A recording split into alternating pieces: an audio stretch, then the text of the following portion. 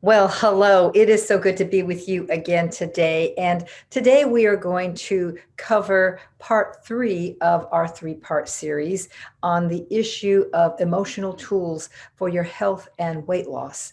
And I'm joined again today by Dr. Rich Cosart. I am Dr. Patricia Ryan, and we both are counselors at the Future and Hope Counseling Ministry.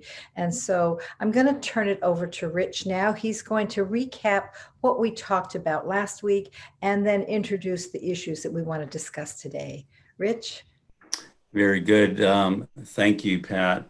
And it's a delight to be with you once again and to talk about a subject that I would say is pretty popular. It's something that at least most of us have reflected on and considered, this idea of health, and today how it really comes into play with weight loss. And so that's what we've been building up to here in our third podcast together on this topic.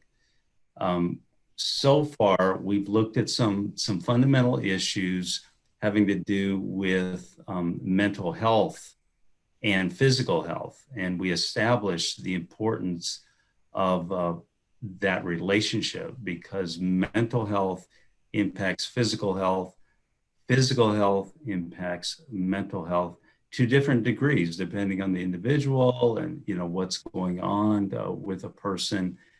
And we also talked about the severity of some of these mental illnesses connected with the physical body. And so in some cases it can become quite a difficult situation for a person in their physical health if they have some mental health challenges. So today we're going to go a step further here, and Pat's going to ask some questions, talk about some issues, and then we're going to continue to engage on this. Yes. And you're right, Rich. It is such an important topic, and I learned recently that no less than 80% of the American adult population is actually in the process of trying to get healthier by trying to lose weight and bring their weight into a place of control where they feel kind of out of control about it.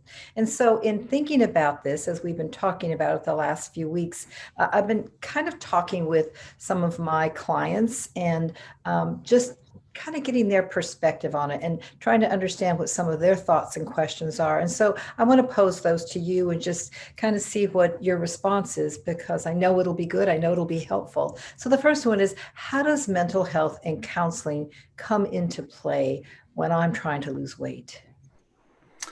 Very good question. If we're not in the right place mentally, we reduce our chances of being in the right place physically. If we need to lose weight, if we should lose weight, if our mind is not healthy, then there's less likelihood that we're going to be able to do what needs to be done in order to lose weight. Some people do lose weight. Some people are in perfect health, although their mental health is not where it should be.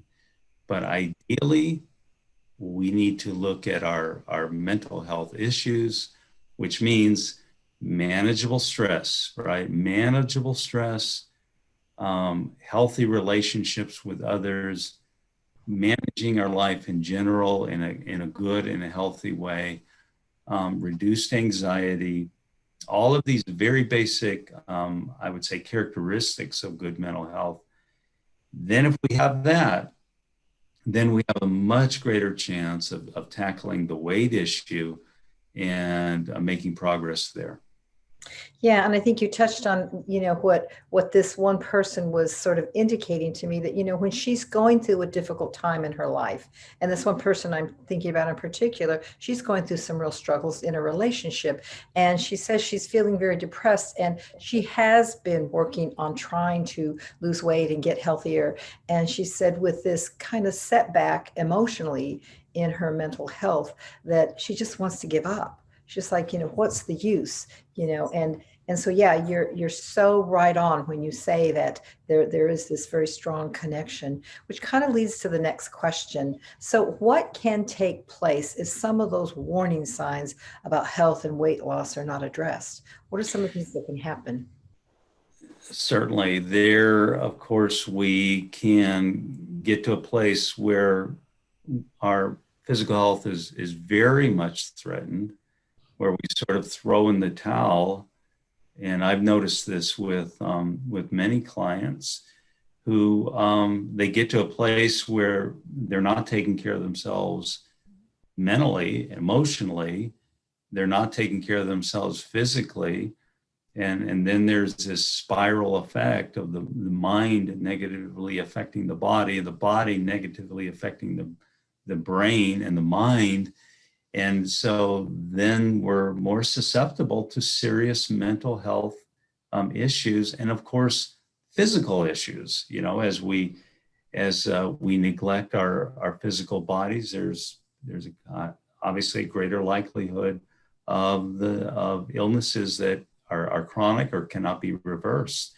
So it's a both and situation. From a counselor's point of view, physical health and losing weight if need be, and then our mental health, they're both and. We need to address both of them at the same time because they will either feed on each other in a good way or feed on each other in a bad way.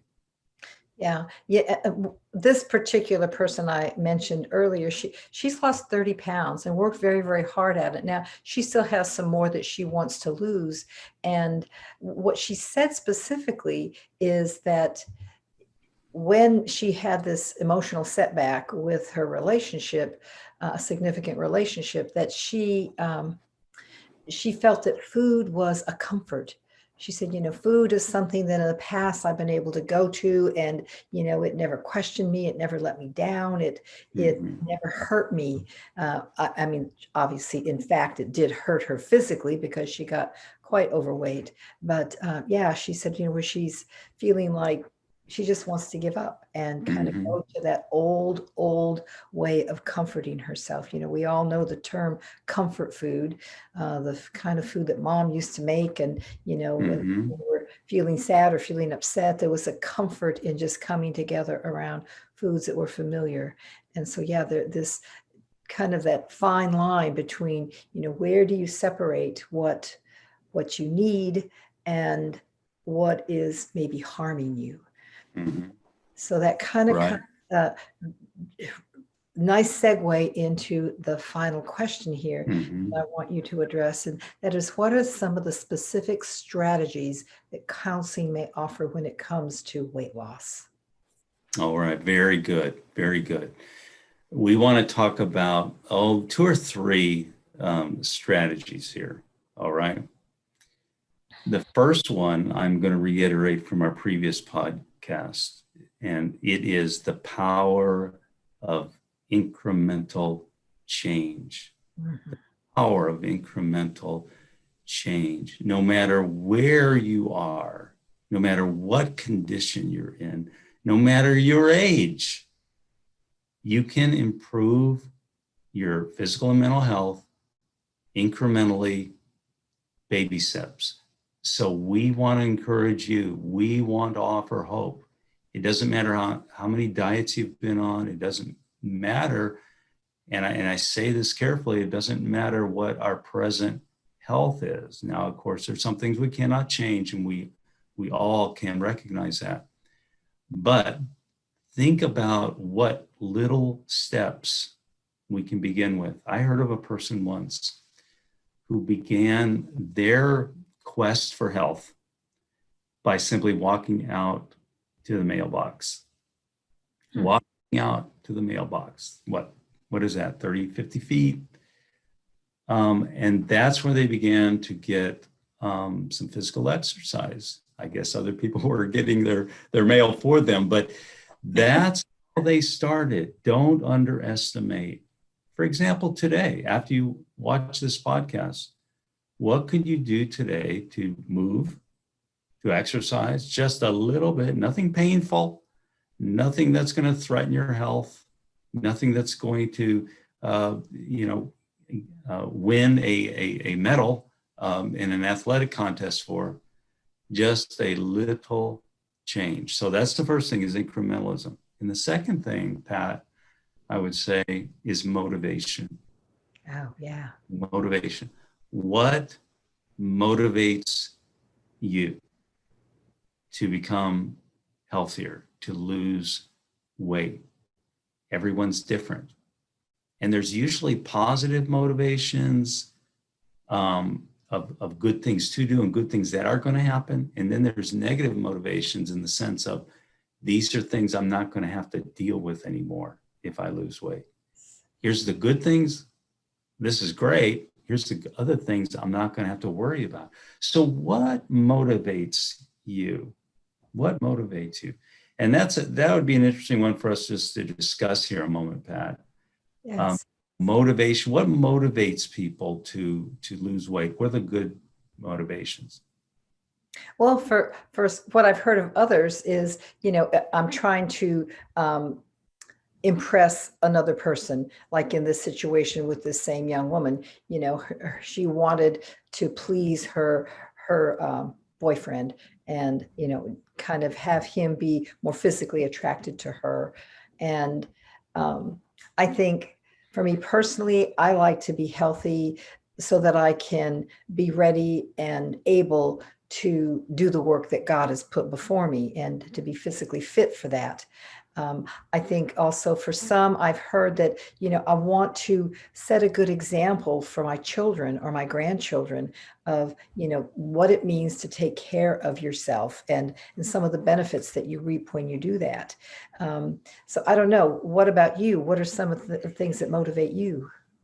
As we get older, a big one for me is energy. Yes. Energy.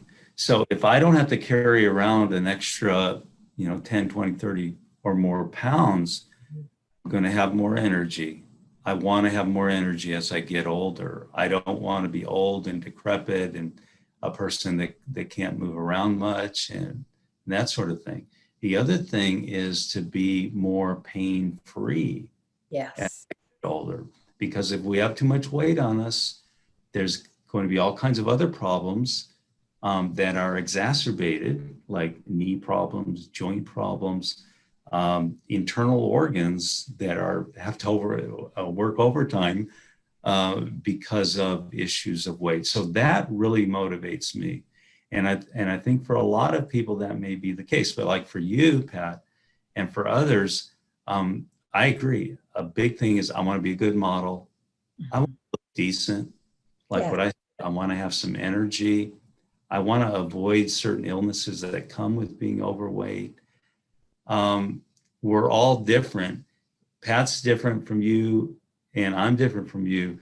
And so maybe your grand motivation is, I want to fit in the clothes that I wore 2 years ago. Yeah. I just want to do that. I don't want to go out and buy new clothes. I've heard that from many, many people over the years. And so this is the point we want to make today. Whatever the top motivations are, let's say 3 are the top motivations, we would say put those in front of your mind. Yes. Those in front of your eyes. And every time there's difficulty, you can go back to that and say, oh, now wait a minute. And then envision that particular goal or need being fulfilled. Yes. Like envision, oh, I'm going to fit in those clothes. Wow, I'm going to look sharp. Or I'm going to look a lot nicer going with my husband or with my wife into that restaurant. Or it's going to be wonderful to be able to sleep better again without all of this extra padding that I have.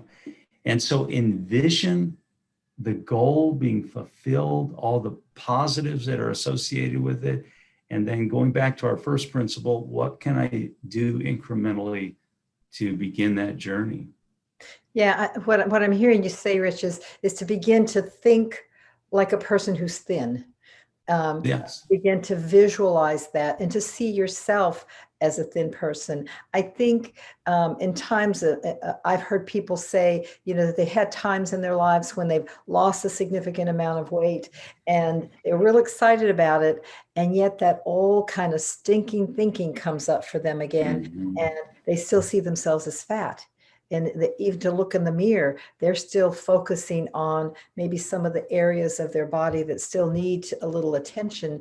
And they focus just on that, the negative, instead of looking Mhm. at how much better they look and in their clothes and how much better their clothes fit, how much healthier and stronger and more energetic they feel. They're focusing on that one little bulge that's maybe still there at the waistline or something that, yeah. And so I think you're right to Yes. begin to think like a thin person, to begin to put that in your mind that that's who I am now. And that leads me to our third and last practical point here. And I would say this: challenge the negative thoughts. Yes. Identify whatever those thoughts are that keep us from reaching our weight goals, and then logically, rationally challenge them and realize that you don't have to succumb to those types of thoughts. For example, here's a thought: I cannot tolerate hunger. I cannot tolerate hunger. If I feel any kind of hunger, I immediately have to gratify myself. And yet, if you stop and think about it, hunger, at least moderate hunger, we're not talking about starvation, right? We're not Right, talking right. about a little moderate hunger between meals, can be a wonderful indicator and reminder to us that we're meeting our goals, that we're going to be able to fit in those pants, that we're going to look good, right? So challenge those thoughts that are, I think, oftentimes ingrained. I can't deal with hunger. Here's another one: I always must please the people around me by eating what is in front of me. Yeah. So if we're offered desserts, if we're offered heavy calorie, uh, other types of food, whatever, we feel like, oh, I've got to satisfy everyone around me by showing them that I'm enjoying the food that they're offering me. Well, wait a minute, that's a recipe for being overweight. Exactly. And so that needs to be modified. Not that we're going to be offensive socially, not that we're going to be rude, but we're going to be moderate. We're going to be careful. Yeah, we had someone come, well, and I think you probably noticed this a couple of weeks ago. We had someone come in the office, and he was just grateful because he was just trying to be nice to us for some of the things that benefits he'd received from the counseling ministry. And he brought a big box of donuts to us. And Mm, like, I thanked him, and I thought that was very sweet and considerate. Um, However, I don't eat donuts. I didn't say that to him, though. I mm. thanked him, set them on the kitchen table in the offices, and just kind of left them there. And, the next day we threw most of them out because people didn't eat them. And Got so, old. Yeah. yeah. And so, and I think that's okay to, I felt bad. He wasn't there. He didn't see me throw them away the next day. But, it's like, I don't know what else you can do other than, you don't want to insult someone, you don't want to hurt their feelings. And yet I wasn't willing to eat a donut um, in front of him. Well, I didn't eat a donut at all, but eat a donut, Mm-hmm. show my gratitude. I just said, thank you. That was so thoughtful, and set them up for others to eat. And I Yeah. don't think he was Good. one. Good for you, Pat. Good Yeah, for you, Pat. Yeah. See, those are the types of decisions that we make that an habitual decision, a way of thinking, a way of life throughout our lives. And it's changing our thinking from all the negatives that we normally thought we had to think and do yeah, to a new way of life, new behaviors. right. Exactly. All right. This has Yeah. been a wonderful and I think very timely topic for so many people because I keep going back to research that I stumbled across recently that talks about how 80%, that's a lot of the American adult population who is struggling with feelings of being overweight and wanting to lose weight and to get healthier and to just have an overall general more healthy demeanor about themselves. And so if you out there who are watching this podcast today are struggling with any of those issues, please don't hesitate to contact us. Our information of how you can reach us is on this podcast, and we'd love to hear from you. We'd love to hear from you and be able to help you with whatever you may be struggling with. So thank you, Rich, for all that good information. And thank you out there for tuning in once again. We'll look forward to seeing you again next week. Bye for now. Rich, do you want to say anything in closing? Good to be with you all today. We just want to encourage you in your goals. We hope you reach them, and we'll see you next time. Bye. Bye-bye.